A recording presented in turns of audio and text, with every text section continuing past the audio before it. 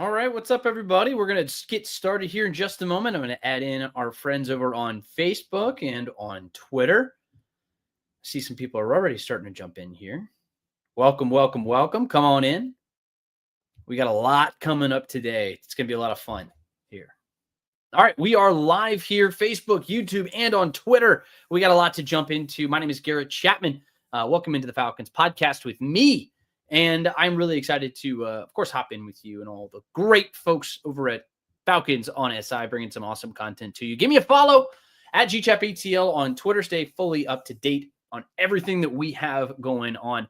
But we've got a big show for you today. We're going to dig into the options that the Falcons have right now based off of the, they have a lot of options, but we're going to get into potentially some of the better of those options at the right tackle position, just in the wake of all the stuff going on with Kaleb McGary and Storm Norton. I'll also take your questions, so drop those in the comments. I will get to as many as I can throughout the show. But while you're at it, make sure you like the video. Make sure to share it with your friends. Make sure to subscribe, especially if you're over there on YouTube. Helps us keep the lights on and help us continue to bring great content to you as best we can. But then we're also going to get into some good news. It's not all bad news. We got football starting off in 1 week. 1 week from today, we are going to have NFL football back on our screens. And I know it's very exciting. The Falcons fans, we're all going to have to wait just a little bit longer, but it'll be here before we know it. I mean, it's what, nine days or something like that? 10 days. We'll be here really in a blink of an eye. But ultimately, we're going to dig right into this right tackle position. But I see some folks starting to jump in. Welcome. Some comments coming in here already. I see Rusty, you've said some things, man. He says they were going to come out and said they were still having a conversation about moving Bergeron to right tackle is worrisome. That means, here, I'll put it up on the screen for you. That means they're nervous about Wilkinson point blank. Yeah, well, you know what, Rusty, let's start right there, because that is a little bit of a concern here for me, because like we know, of course, at this point, unless you've been living under a rock, Kaleb McGary got hurt last week. Storm Norton also had an ankle surgery. And this is a massive point of worry for the team. And it's not just the fact that it's your starting right tackle. It's the fact that I dug into some of these numbers here. And it's the fact that in 2024, the Atlanta Falcons were second in the NFL in outside rushes. 67% of their tackles came on the outside. They're an outside zone blocking scheme, so they were going to run outside the tackles. And their overall success rate was 47.5%. Both of those numbers were second in the NFL, and they averaged something in the range of 4.5 yards per carry, specifically to the right side. Raheem Morris talked about it today. They leaned on that right tackle position a lot. And of course, it's not just him. It's the presence of, the best right guard in the NFL, but they lean on that. And with them running to the outside as much as they do, it's going to be felt. And it's not something that's necessarily going to show up on the stat sheet in the same way that a sack or something like that would. Speaking of which, it's also Michael Penix's blind side. And it's not a great situation that this team finds themselves in. And I think they recognize it just like anybody else. So they're throwing bodies at it as much as they can. 6 different players right now. 6 different players between Elijah Wilkinson, Jack Nelson, Michael Jarrell, Carter Warren, Ryan Hayes, and even Matthew Bergeron. They're just trying to kind of take the Ronald Acuna approach that Alex Anthopoulos did back in, 2021 when they go and win a World Series. Just throw as many bodies as possible at the right field spot. Maybe something will click, but at the same time, Kaleb McGary has had 92 starts in his career. 92 starts. That's not nothing.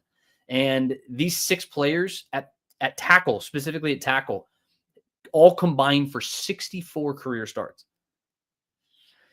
It's a big loss. And it's something that they're going to feel the entire season. It's going to be felt all season long, but it's especially going to be felt in this early part of the season while Storm Norton rehabs from the first few weeks. It's already going to be a difficult stretch, right? Like, you're facing off against the likes of the Tampa Bay Buccaneers. You've got the Minnesota Vikings. You've got the Carolina Panthers. You've got the Buffalo Bills. This is going to be very difficult for them, And if you go even further than that, if like, say, Storm Norton doesn't come back in the bye week, then all of a sudden you're looking at, the San Francisco 49ers. That's another big pass rush heavy team. And they're going to feel it. They're going to feel it on that side. And especially for a team that they have expectations of reaching the postseason.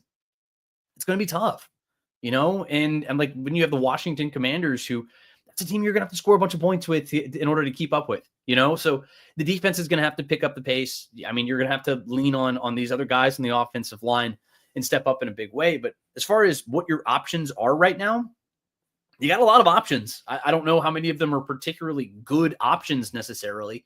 Elijah Wilkinson, he is the starter. I think he's carrying himself like the starter. He was the guy who stepped in immediately and started picking up the mantle and played at the right tackle spot. But, I think it's pretty telling that you're trying to add as many bodies as you possibly can, because, I mean, you need to be strong at that spot if you want to contend for the NFC South. Jack Nelson was a guy that you drafted as a developmental piece. He's somebody who I didn't think was actually going to make the roster. He's been up and down. He's been okay at times. He showed improvement as the summer went along. I don't want to be all negative about it, but I don't think he's ready for a job here yet. He wasn't at practice today. I don't know why that was. We didn't have a chance to ask about that. I'm sure it'll come up next week, but I just don't think he's ready. I don't think he's ready to take meaningful snaps here. Maybe at the very least, he can come in and be a mauler at right tackle, like maybe just come in and be to a lesser extent what Kaleb McGary was, and just be really strong and run blocking. But I don't think he's ready as a pass blocker. And you saw it in preseason action for those who are like me, who were looking at it quite closely. A lot of penalties. He gave up some bad sacks. He got beat often in pass protection.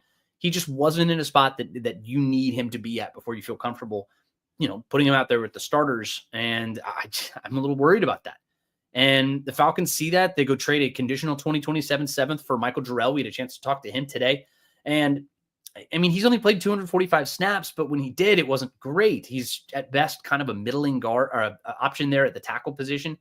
PFF put as much value in that as you want to, but he's got a 54 grade in run blocking, a 49 grade in pass blocking. That's 95th and 123rd out of 140 tackles. At the very best, he's a stopgap player, but he's big. He's big. I mean, we did have a chance to talk to him, like I said, and he's somebody who, I mean, he carries himself well. He's somebody who I find easy to root for. But we'll see. I mean, he's got 2 weeks to learn a roster and to learn a playbook. It's going to be very difficult to imagine that he's going to have enough time to really get himself into a position where he can start. So I do think that Elijah Wilkinson is going to be the guy at that position. But you also go add some practice squad bodies to pair with Brandon Parker, who's another guy who was, not awesome during preseason. But clearly he showed you a little bit more than Jack Nelson did because he's a practice squad guy and Jack Nelson isn't. But Carter Warren, Ryan Hayes, those are two guys who, I mean, Hayes himself was a 7th round pick. At best, I mean, they're competition. Both of them got drafted in 2023. Neither of them have shown that they can stick around with their own teams. Carter Warren, at least, was enough to kind of generate a little bit of buzz in terms of trade prospects before he got waived by the Jets. But I just don't know how much real gusto you're going to get at that position. So to bring this all back, kind of what the original comment was from Rusty, it's the fact that Matthew Bergeron is more of a realistic option at the right tackle spot than I previously thought. He did play right tackle, or he played left tackle actually when he was in college at Syracuse. And that was the reason he got drafted as a 2nd round pick. He started 39 games at tackle and he was an all ACC player at the position. But it's more the fact that, and we asked Raheem Morris about this earlier today, it's the fact that when he joined the Falcons in 2023, they're like, no, you're going to be our starting left guard. And since then he's started all 34 games for them at left guard and he's been very good. But they did say it's like, our job is to find the 5 best players who work together really effectively and can come out there and do the job as best that they can. But if you put Matthew Bergeron out there, I think that also creates another hole at the left guard spot, and you're getting somebody out there on the right side who may not be in a perfect situation there. I mean, I don't think there is a perfect situation, but I have a hard time believing that your best position or your best spot that you can put yourself in is by what you cut off your nose to spite your face. I mean, like, I don't know if I'm fully using that expression correctly here, but that's kind of what you're doing. You're really hampering yourself on both sides of the line of scrimmage at that point. Now, I think that if Bergeron is your best option there, I think you have better options at left guard than you do at right tackle. I mean, Elijah Wilkinson was somebody who played left guard for this team back in 2022, albeit not at a really high level, but he's a combo guy. He's a depth guy. He's somebody who, I mean, there's a reason he's still on the roster, and he's bounced around a little bit, but he can give you a little bit of both positions right there. But Kyle Hinton's somebody who I'd say was at least adequate at the guard position during preseason and just during camp in general. But I mean, neither of them are going to give you what Matthew Bergeron does at that left guard spot. So I don't think there really is a perfect situation, but I mean, your best case scenario is that Storm Norton's back by week 5 or week 6, and if he can get back, he can come in during the bye week. They could designate him to return, and hopefully that's the best case scenario right there. But you still cannot afford to drop any games. You have to start at the very least 1-3 before the bye week, at the very least. And I put out my preseason predictions for what the season is going to be. I have the team inevitably going 10-7, but they start 3-1. I actually have them getting out to a pretty hot start because I think they win week 1 because you're playing a team who is at least as injured as you are in the Tampa Bay Buccaneers. And then you go to another opponent with the Minnesota Vikings, who I'm very worried about that game just in general, just because of the types of defense, the defensive blitzes that you're going to see in that game. And it's Carolina Panthers, and then it's who? The Washington Commanders, who I think they shined very bright last year, but I just have a hard time believing they're going to win as many one-score games this year as they did last year. So, but if you turn around and win 3-1, I think you're in fantastic shape. If you're 1-3, that's a completely different note for a team who wants to go out and win an NFC South title. And I think at the end of the day, though, the thing that does give me some confidence in this team, it's not about the fact that they feel so nervous this early in the season. It's the fact that Dwayne Ledford is there. And we had a conversation with him, and I mean, he's one of the more well-respected offensive line coaches in the NFL. And I do think that he is going to get this team in a decent enough spot where at least you can figure some things out, and you're not going to be able to necessarily deploy your entire offense. I think you're going to have at least a guy out there at the tight end position chipping as much as you can. But I think you almost benefit from the fact that you have Tampa Bay is not a great rush team necessarily. They're a fancy blitz team. And I think that's going to be an interesting thing that you're going to have to contend with. But I mean, maybe you can get by on the fact that the Commanders aren't a great rush team, not an awesome team. They go out and add Von Miller and everything like that, but they're not an awesome rush team. Panthers are not a rush team. Maybe you can skate by that fact. So we'll see. I mean, obviously, this is still a very much an evolving situation. Dwayne Ledford's a great coach, and I do have a lot of confidence in him. And I think Zach Robinson is going to have to be creative. He's going to have to scheme, and he's going to have to figure some things out. I don't think there's a perfect option, but I mean, hell, that's what happens when you lose your starting right tackle and your swing tackle in the same day. Ish happens, right? I don't think I'm allowed to cuss on this podcast, but bad things happen, and they happen to every team in the NFL, and it's just the Falcons. It's happening very early, and we're going to have a little bit of time between now and week 1, but the onus is on them to figure some things out. All right. We got a lot of people jumping into the stream here. We got folks over there on YouTube. I see some people are over there on Twitter. A couple more are over there on Facebook. Welcome. Make sure to, if you're on Twitter, hit me with a like, hit me with a retweet. If you're over on Facebook, hit me with a like there too. I really appreciate all of the good people over there. And then on YouTube, if you are here, hopefully hit that subscribe button. Make sure to jump in and follow along. I mean, we do these podcasts basically 4 days a week.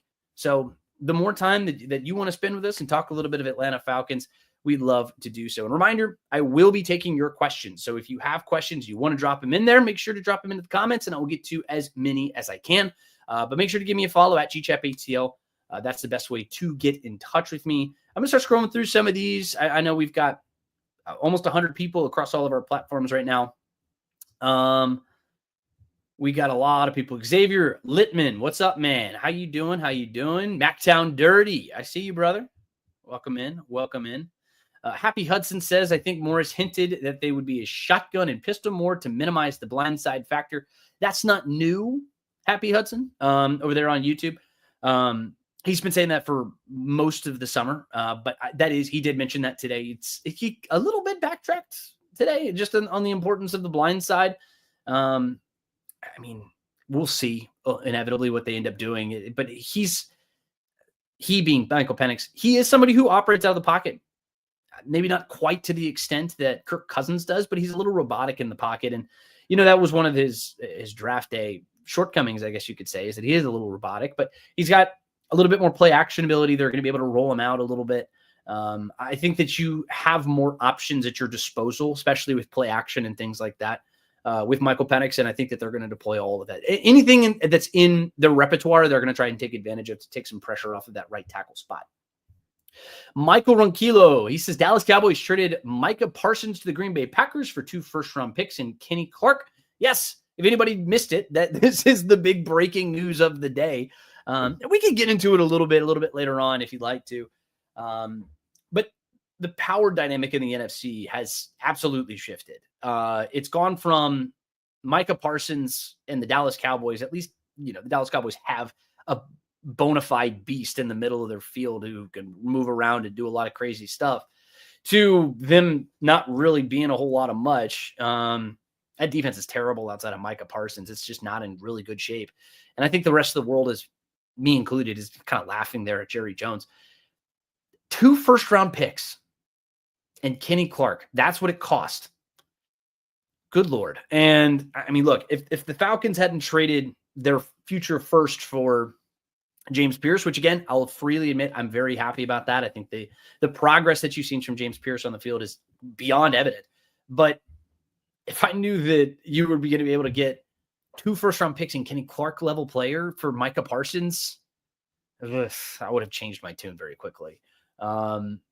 Yeah, but Michael mentions here just a second later, he signs that 4-year contract, $47 million. $47 million is a lot for a quarterback. $47 million for a defensive player is a lot. $47 million, I believe, for any defensive player. I think he's making somewhere in the range of like $8-9 million more than the next highest paid player at his position. So that's big money. But look, he deserves it. He's potentially the best defensive player in the NFL. I think there's a very small list of, if there are players who are better than Micah Parsons is, then I think that's a very, very small list. Happy Hudson continues. He says, I was excited for more under center play action or RPO options. It's still on the table. I mean, not everything is off the table at this point. I mean, we don't know what it's going to look like. I'm not super confident in Elijah Wilkinson. I'm not in a spot where I'm not in those meetings. I don't know what their specific play calls are going to be on any given week. And I think it's going to vary based off of your opponent. But ultimately, you kind of go through this, and it's just it is a little worrisome. It definitely is a little worrisome. All right. I'm going to keep coming back to your comments here in a little bit, and we will open the floor to a lot more questions, just as long as, just as time allows, and we'll jump into all of that. But I do want to get into some of the other notes and things that I did see at practice today. I was up there at Flowery Branch. It was the first time that we were actually allowed up at Flowery Branch since really Kaleb McGary got hurt. And so it's been a little while. And we did get some good news. It wasn't all bad news. The great news is that there's no red shirt for some rookies this year. Not much of a surprise, but ultimately we will see Billy Bowman and we will see Xavier Watts week 1, and they will be your starters. On defense, I know a lot of people were very worried about D. Alford potentially rolling out there and being a starting nickelback. And Jordan Fuller, I mean, it was a very surprising cut. And I think just by virtue of him being cut, basically the writing was on the wall that Xavier Watts was going to come in and be your starter. But I think Billy Bowman and Xavier had both really played their way into that role. They had taken the vast majority of snaps with the ones. I think that's just kind of the way that they really wanted this to be. And Billy's been likened to a Cobra. I mean, like you look at like the way he plays the game and the kind of the attitude that he attacks the position with, he fits it so well. And I think based off of just the way he projects to the next level, he fits that position perfectly. And he's played well, and Xavier, he and Bowman, the comments that I've heard pretty much universally, like across the board, whenever you ask anybody about these two, it's the fact that it's not that they don't have bad plays. It's that they don't have bad days, if that makes sense. I say this to my fiance all the time. I say, you don't have bad days, you have bad moments, right? The perfect example is football. That's life in general. you have bad moments in a game. You have a bad play. Maybe you let something up. Maybe you misread a block. Maybe you, whatever, you give up a big reception. It doesn't matter. It could be anything. Or maybe you, on the inverse, you have a really good play. They don't let that get them too high, and they don't let them get them too low. And they don't have bad days, and then they don't stack bad days. Instead, they stack good days. And that's really the biggest thing about these two. And it's that level of maturity is not common, right? And that's, you talk about the ethos and the types of like personality of players that Terry Fontenot really wanted to target and to add onto this team. And these two kind of fit it perfectly. And the more you talk to them, the more you hear other people talk about them. It's very evident that they're very well regarded in that locker room. And they have maturity that's not common among younger players, you know, and I think that ultimately we'll see what they actually do on the field on Sundays. But I think based off of what we've seen from them on up at Flowery Branch and then during preseason games, the potential is really much there. And it's right there in front of them. And I think ultimately this scheme kind of fits what they want to do, where they can kind of come out and play free, you know, and be on that backside and just come in there and make plays. And both of these guys have that ball hawking type of ability. Bowman had, Xavier Watts, I think, had 13 interceptions. Bowman had a bunch more. He had some defensive touchdowns as well. You know, I mean, like, these are guys who can come in and do a lot of big things. And I'm excited for what they look like, you know, and this was a secondary that needed a real shot in the arm in that way. But I think they're going to provide that. So that was wonderful news. And especially based off of what we saw last year, where, I mean, you didn't see you didn't see these guys. The rookies didn't play like hardly at all, you know, and you look at guys like Rook, you look at guys like Brandon Dorless, stuff like that. And there was a little concern. Bralen Trice, of course, he was injured, so it was a little bit different for him. But, you know, it's exciting to see rookies kind of step in and have big roles. It just means, especially when you see overtaking veterans that quickly, guys who had been on this roster, or at least been familiar with this scheme. And I think ultimately it's a great situation. The other big thing from the day is the fact that Darnell Mooney was seen back out at practice. Ray McLeod was also out there as well, but Darnell Mooney, Ray had been dealing with some things, some nagging sort of little things, and it was never fully clear what exactly those issues were. We never got an answer on it, but he was seen at practice today. Darnell Mooney, he was also out at practice today. He hasn't taken a single snap at all. He hasn't taken any snaps going back to the first day of training camp, beginning of July. I think it was July 23rd. It was the last time that we actually saw him. And he was only out for just a few plays, just in general. And I mean, it's a good sign. It's a good sign to see him back. And especially because you look at how thin this wide receiver position is. Top to bottom, it is not very deep. There's a reason you're carrying, we talked about it with the right tackle position. You have 7 guys who are designated as wide receivers. Really, it's 5, but because you have Cordero Hodge and Jamal Agnew. I mean, those are special teamers. Those are guys who are going to be not necessarily be in that role of, you know, taking wide receiver snaps. But these other 5, it depends on what you want to get out of them. So you need this group to stay healthy. You need Darnell Mooney. You need Drake London specifically. Those 2 guys you're going to be leaning on them a great deal to really carry the water for this unit. And then if any of them go down, there's a little bit of concern. Casey Washington's had a good summer.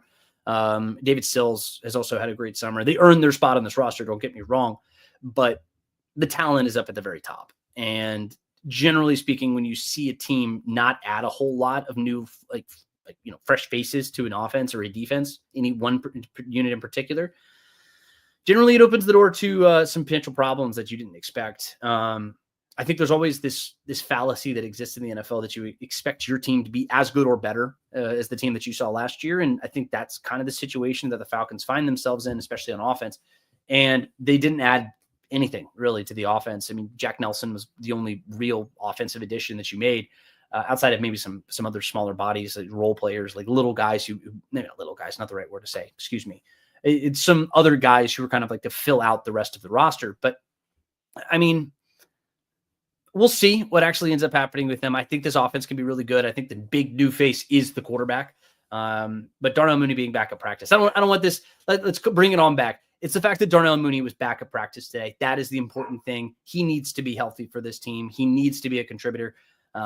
If this offense wants to be as good as even I expect it to be here this coming season. But then that also gets us into some other not quite so great news. It's Bralen Trice again, and he just cannot stay healthy. It's had some recurring injury issues with his knee. That's the quote that Raheem Morris had. He was put back on IR. He has a designation to return. So for anybody who's out there just curious about rule designations in the NFL, you have 8 of them. Falcons have now used 3 of those 8. They have 5 left. Bralen Trice was in the rotation all summer long. He missed the first week of preseason, but then he played in the next 2 preseason games. We'll see what ends up happening with this. It doesn't feel like he's going to be a real heavy part of the rotation this year anyway. You've got 4 guys there who I think are going to, take the lion's share of those snaps, just specifically at the edge rush. And in a perfect world, those 4 are all you need, but ultimately you would have liked Bralen Trice to stay healthy, obviously. I mean, you need to get this guy some snaps. You need to see what this guy can do. And I know it's frustrating for him. I know it's frustrating for Falcons fans. I know it's frustrating for that coaching staff too. It's just a guy he got banged up last year, first preseason game, and you missed the entire season, and I think it was kind of seeing him elevate and kind of play a little bit this summer was a good sight, but he's not going to get a whole lot of run just in general. But we'll see. There's a chance he has to have a procedure. We might see him by week 5. By that bye week, we may not see him at all this season. Raheem Morris kind of left a wide door open for that. Anything could be happening here with Bralen Trice. What it does do is it does open up a roster spot because he cleared the 53-man roster. He made the 53. You put him on IR, so it's a slightly different situation than what we saw with Kaleb McGary. Kaleb McGary was not added to the 53-man roster at all and put on IR. It means he misses the whole season.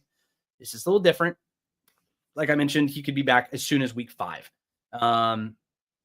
We'll see. There's just no telling. It's going to be something that just they're going to play by ear here over the next couple of weeks. But like I said, it did open up the roster spot. Jordan Fuller, the safety who was cut earlier in the week, he will rejoin the team, and he will be one of the 4 safeties that this team is going to have on its active roster. And he lost the battle with Xavier Watts. I think that's really the only thing you need to take from that sort of situation, but it was still very surprising that they cut him. I thought that he was going to be someone who they would retain, but clearly not. And Raheem Morris, I asked him about it today. He didn't really answer the question. He just said he was excited to have him back and left it at that. So I guess that's where I'll leave it right there. All right.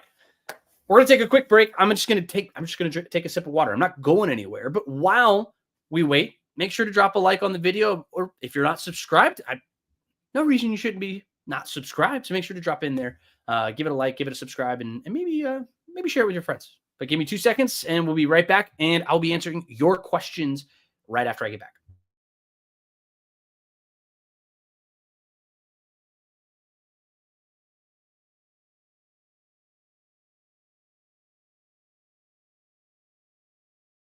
All right. We are back, and I'm just going to jump in here right away to your questions. But welcome into everybody I see going across all of our platforms. We've got 50 or so people over there on YouTube. We got 50 more on Twitter. We got some more over there on Facebook. Thank you so much to everybody. I love talking Atlanta Falcons football with you guys. It's just an absolute blast, and I'm excited to jump into your questions and hear some things that you have to say. If you have comments, feel free to drop those in as well. And love hearing what you guys have to say. So we're going to start here. Philip Crawford, and this is going to be right where we start. So he's over there on YouTube, and Philip says, with our offensive tackle situation, what do you think the fall off would be, if any? It's significant. I mentioned it a little bit earlier. I'm worried, very worried about the right tackle spot. And a lot of people hated on the right tackle position with Kaleb McGary.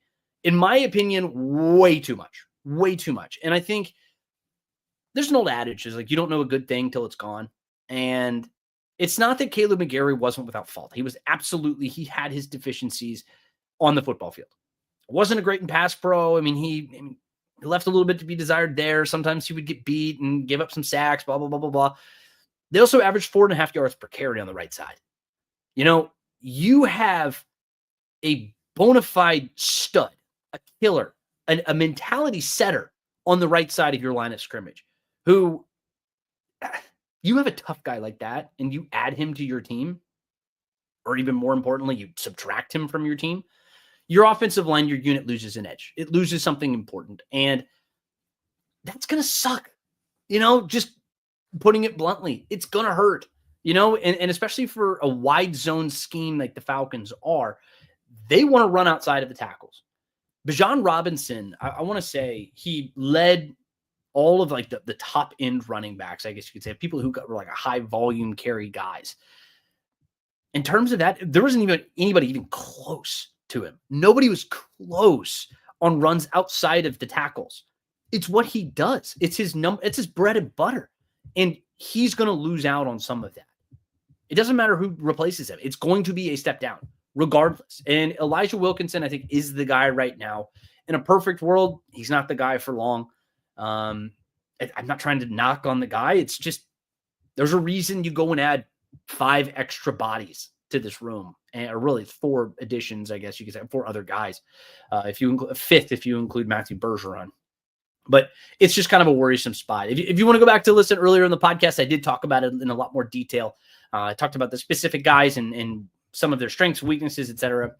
You can go check that out, Philip. But I appreciate the question. All right. Stephen B says, what will people who overhype Parsons say when Green Bay isn't great? I don't know what you mean by that. Overhyping Parsons. He's potentially the best pass rusher in the NFL.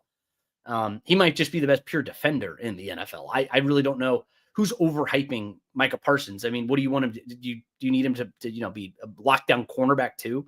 I don't know what else you want him to do, Stephen B. I think it's him and White. Those are the only 2 guys who have ever had 4 straight seasons out of college of having double-digit sacks. He's well on his route to Canton, Ohio. He's a beast. Stephen B says Jake Matthews played right tackle. Yes, but he's also played left tackle for the last 12 years. You're not going to flip Jake Matthews. I just don't think that that's something that you're going to do. Maybe Matthew Bergeron. I think that's the only position of any that you would even consider making a move like that. And Jake Matthews is your starting left tackle. I think that's really what it all comes down to. That's my opinion. That's just my opinion. I think that why would you do something like that?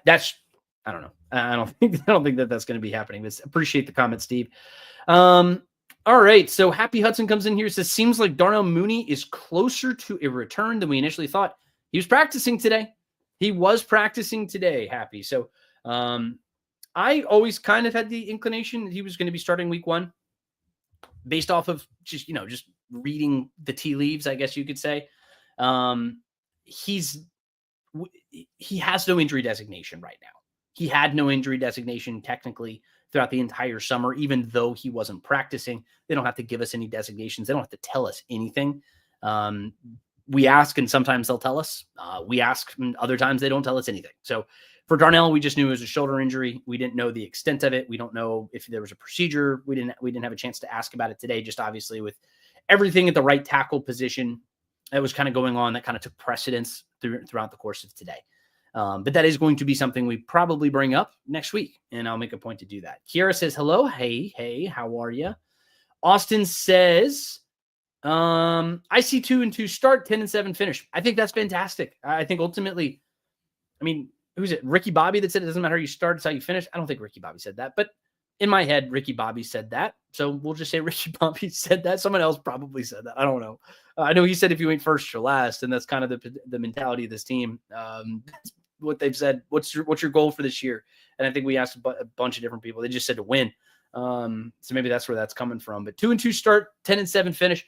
I don't care how this team starts. I just know that they're going to feel a lot of pressure regardless. And if you start 2-2, I think that gets you in pretty decent position because the schedule opens up a lot more down the line because you have your Indianapolis Colts. You've got your the Jets that you have later, the Dolphins, who I don't think are going to be all that great of a team when it's all said and done. You have the Saints twice, but I think that the schedule kind of lines itself up to a strong finish, and hopefully they can, take that as a ramp up period and get into the playoffs. So We'll see. But 10-7, I think, would be enough to get you into the postseason.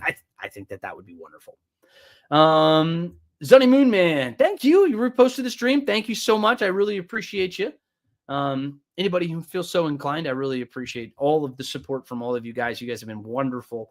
We got over 100 folks here joining on all of our platforms, and I know that I appreciate every single one of you, and all of your support is very well received, and I appreciate it. Austin says, I was thinking Jake at right tackle too. I just don't see them trying to do that. I mean, it's a guy who's well into his 30s. He's somebody who's played one position his entire career. He played right tackle, I believe, in college, I think was the last time. I don't think he played right. Maybe he did when he was a rookie. But that was also way back in the day. So I don't think that that's necessarily the best case scenario for him. Steven says, I'll email the coaching staff and tell them to move Matthews. Yes, go ahead. Good luck. Bucks raised bolts, my man here. He says, Packers going to the Super Bowl now. Is there got Jordan Love at quarterback? I don't know. I think ultimately that's a guy who threw 3 interceptions in the postseason and kind of doomed his team's chance of winning a lot of games. He dealt with a lot of injuries last year. I think he was at best average. I think Micah Parsons does elevate you a lot. I think he's going to do a lot of good things for your defense, which is already pretty good. I mean, they already had a pretty decent, like above average at best defense. I don't know where it finished or anything like that, but I think any defense that goes and adds somebody like Micah Parsons is immediately going to be in a lot better shape. Let's see. Austin Fry says, I think Robinson will move Penix around in the pocket and roll him out. Yeah, no, he's going to roll out a little bit. He's going to do a lot more play action. But historically, Michael Penix isn't a guy who gets out and runs. You know, he's a little robotic in the pocket. He's got a good sack to pressure rate, which tells me he knows how to feel pressure effectively. But he's also only played 3 games, and his 3 games that he played were not exactly against world beaters on defense. It was the Giants, it was the Commanders, and it was the Carolina Panthers. So it remains to be seen. I mean, we'll see what he actually is at the professional level, is what I'm trying to say. I think he's going to be really good, but you need to see it. Proof is in the pudding, right? So you actually need to see it on the field before you make any definitive statements, I should say. But as far as rolling him out and moving him around, I think they will. I think the play action pass is going to be his friend. You weren't able to do a lot of that last year with Kirk Cousins just by virtue of him coming off of an Achilles injury, and he also wasn't really mobile to begin with. But the number one thing for this offense, and I think is a really important key here, just to keep in mind, is the fact that this team wants to throw the ball deep. They want to drop him back and launch that football. It's an element that Kirk didn't have, not to the level that Michael Penix has. And Michael Penix is really special when it comes to the deep ball. I would say, and I'm not alone in my opinion on this. I've seen it. I've heard it. I've read it. I've seen it a lot of different places nationally. But this is a guy who you could very legitimately say has the prettiest deep ball of anybody in the NFL. He throws it really well outside the numbers. He's a big throw rate of 9%. That would have led the NFL last year if that sample size kind of maintained. The next highest was, I think, Josh Allen at 7%. It's incredible. You know, this guy has an incredible capability, but the problem is you have to give him time. You have to give him a chance. And I think anything that Zach Robinson can do to find him some of that time, we'll see. Nick Minock on Facebook says Helms is the best. I love DeMarco Helms. You know, I mean, Xavier Watts, in case you missed it, he was named the Falcons week 1 starter at safety alongside of Jesse Bates. DeMarco Helms was another guy who made the cut on the roster. And I think he gives you something that I don't think any of these other guys give you. And it's that boom element. And they're going to use it at times. I don't know if it's always going to be used necessarily just in terms on like an every down type of basis. I don't know if they're going to use it all that much there. But if there's a situation where you need to get into a run stopping mode and you need somebody who's going to come in and, you know, lay a big hit on somebody, that's perfect for him. He's going to be a special teams contributor. He's going to be used a lot. And DeMarco Helms is going to get a lot of plays. He's not going to start. And I think that's going to be reserved for Xavier Watts here. But ultimately it's a good sign just because you haven't had a guy like that really since Keanu Neal. Willie Moe was like that a couple years ago.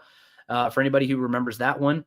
they haven't really had a lot of a thumper over there on the back end, and I think DeMarco Hellams can absolutely be that guy. Very excited about what he can do, especially speaking of people who are coming back from injuries from last year. He missed the entire season last year, and he still has some development and things that he's got to do, but I think he's going to be a part of this defense, and I'm excited to see what he can do. All right, let's keep on going. A lot of people talking over here about Micah Parsons. I get it. Micah Parsons is a big player. He says he's 26. Laves says Micah is 26 and the best player in the league. Cowboys got fleeced. Yeah, no, they absolutely got fleeced. I have absolutely no idea how they just paid. They sent a player, Lenny Clark, I think it was his name, and then 2 first-round picks. Jeez, I'd have done that in a heartbeat. I'd send probably just about anybody on the Falcons to go get Micah Parsons. Jalen Walker, James Pierce, I'd send them all. I think he is that good. It's just they didn't have any first-round picks to throw around. So maybe people don't like that take. If you don't like that take, tell me. But I would trade James Pierce, Jalen Walker, Arnold Ebiketie, Leonard Floyd, all of our pass rushers, Ruka Rororo, doesn't matter. Brandon Dorlus, any of them. To go get a player of the caliber of Micah Parsons, it's kind of an easy decision for me. Let's keep on rolling through. Laves says Mooney is so important for this offense to work. He's critical. I think you saw kind of the flashes of what he could be when he was up there in Washington, when he played for the team over there, when they played New York, the Giants. They were really good, and they were still really good without him. But I think ultimately, if you're going to play a full 17-game schedule, you need all of your weapons. You need the guys who you're going to be using on a weekly basis. And especially for a unit that, like I mentioned earlier, they're not super deep, and most teams aren't deep. But this is a unit especially that they're going to be counting on their top guys.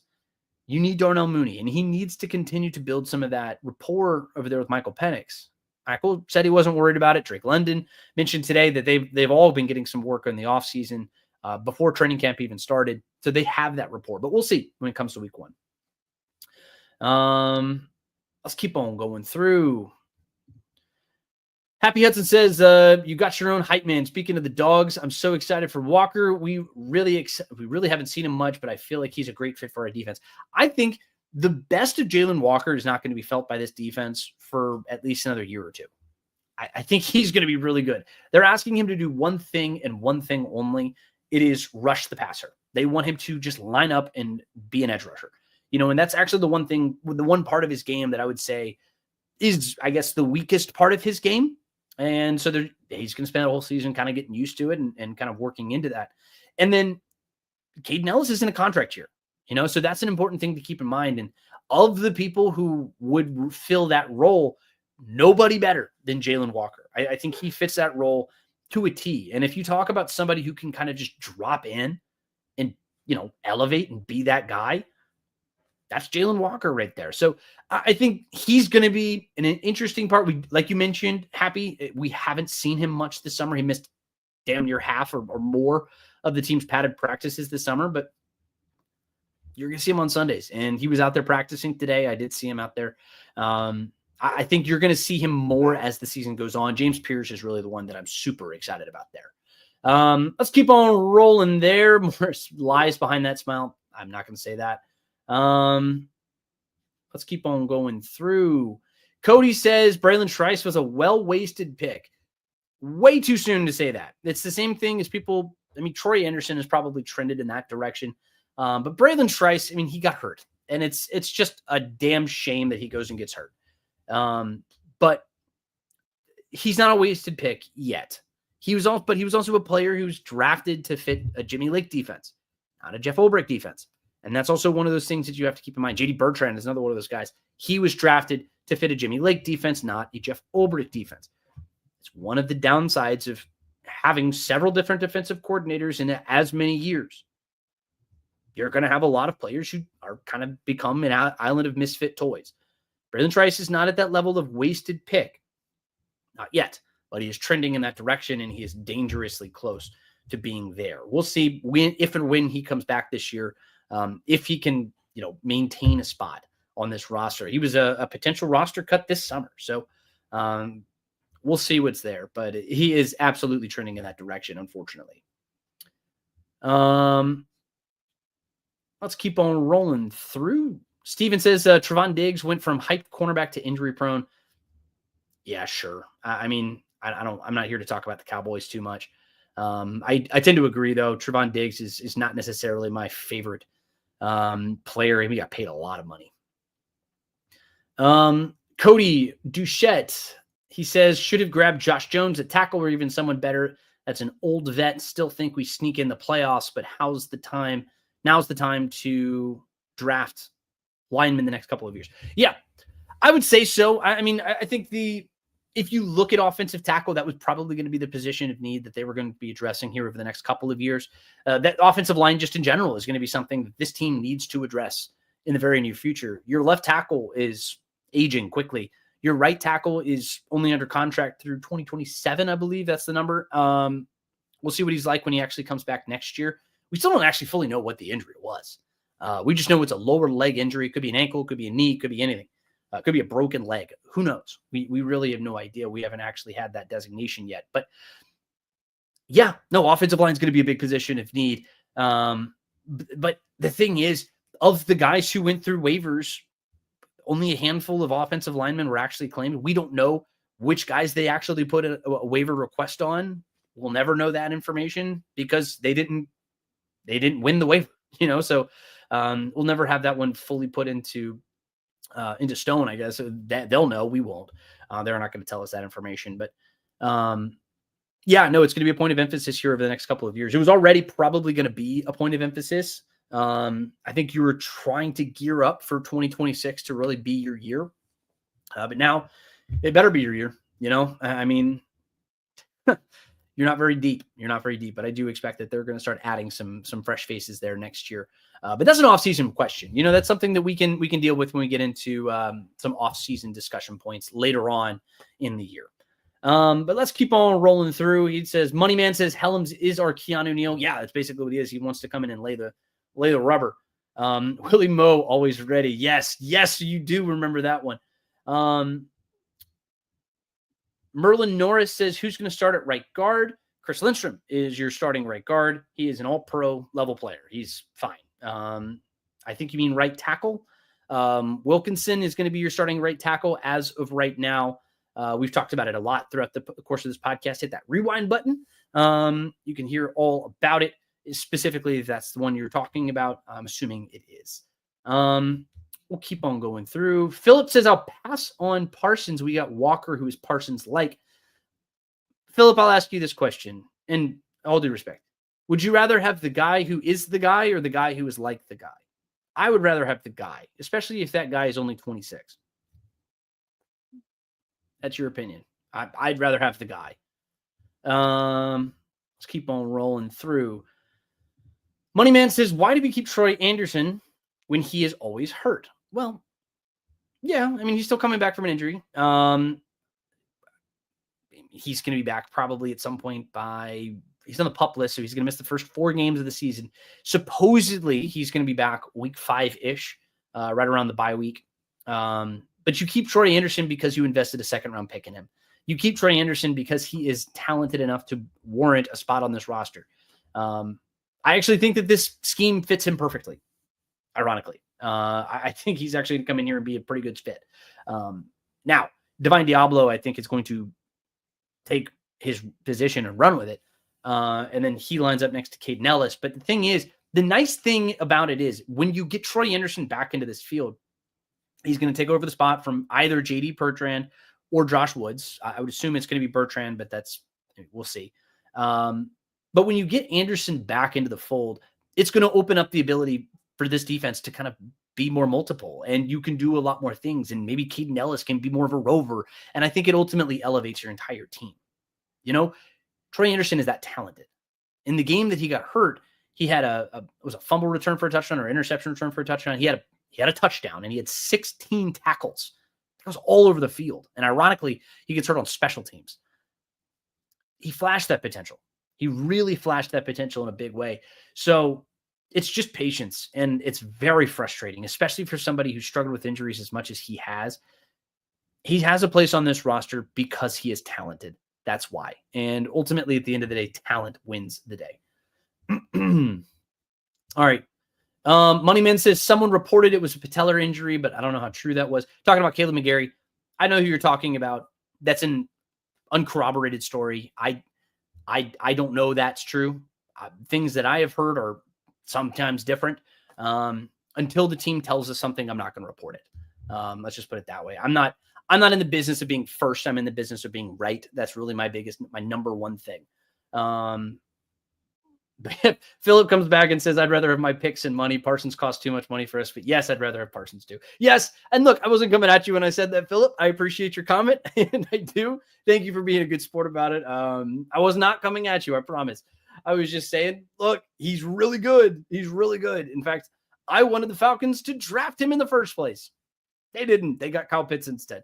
That's a different discussion. We're not going to get into that one right here. But no, I think he's making a lot of money. You know, what is it, $47 million a year or something? I get it. I really appreciate the your thought on that one. Happy says, seems like you don't like Walker. I'd rather have him at cost than Park. I'm a UGA fan, though. Have you seen his college tape? He definitely passes the eye test.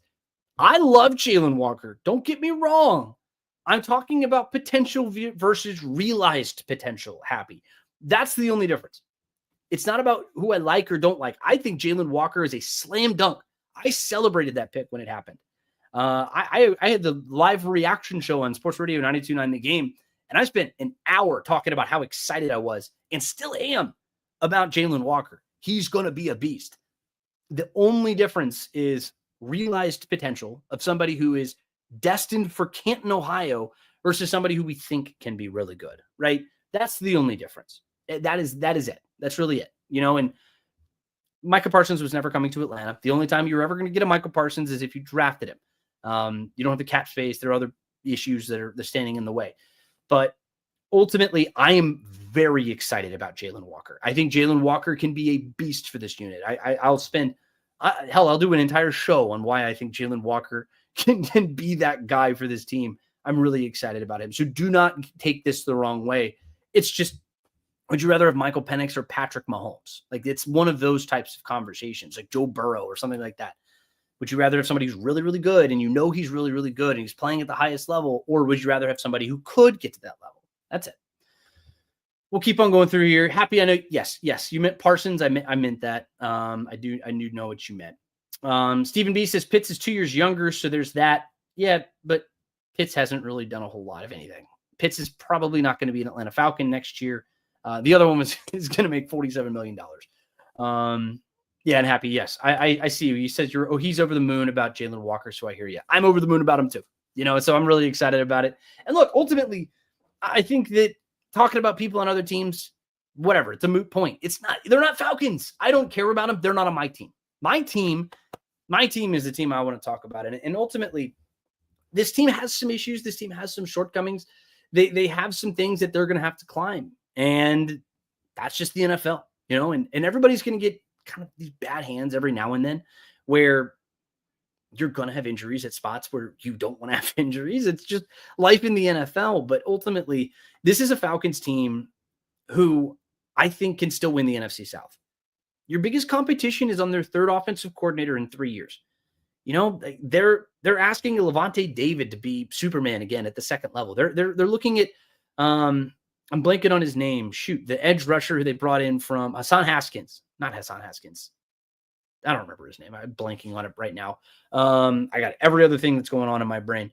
But you have a Tampa team that's asking to do a whole bunch of things. And they're trying to do a bunch of different things. And they're trying to win the NFC South for the fourth year in a row. They're a really good team. They're going to be a tough competition for this Falcons team. And look, this Falcons team beat them twice last year. You know, we'll see if they can actually pull it all together. Hassan Reddick, yes, thank you. Thank you, Money Man. Hassan Reddick, that's who I was thinking of. Hassan Haskins, I think, plays running back, played for the Michigan Wolverines.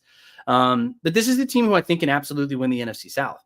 The problem is they just need to go do it. They need to figure it all out. And this team still has a long way to go. You know, they haven't been in the playoffs in 7 years, and that's not a short amount of time. You know, that's basically my entire professional career. I'm 30. And I mean, it's just one of those things. I mean, you have to actually see them take that next step and grow up. But we'll see how it happens. Look, next week is a big week because it's week 1. And we'll talk all about week 1. And we'll spend another hour here with all the wonderful Falcons fans here. And just a reminder, just for everybody who's new here, remember, Scott and Nick, they're going live at 8:30 on Monday and Wednesday. So they'll be back up here on Monday morning. And if there's content that you want to see on this channel, drop a comment and let me know. We'll be back on Tuesday at 6 p.m. And that means football is back. Week 1 action, Tampa Bay Buccaneers. We're going to talk about all of our expectations for the team. We're going to start previewing that game next week, and we'll talk more Falcons news and drama and all the other stuff that we got going on. So make sure to hit that like button. Make sure to subscribe to stay up to date. Give me a follow at gchapatl on Twitter. Check out all the content that we have coming out there, or you can just head over to si.com/NFL/Falcons and get your fix there too. My name is Garrett Chapman for Falcons on SI, and I'll see you all very soon. Till next time, go Falcons.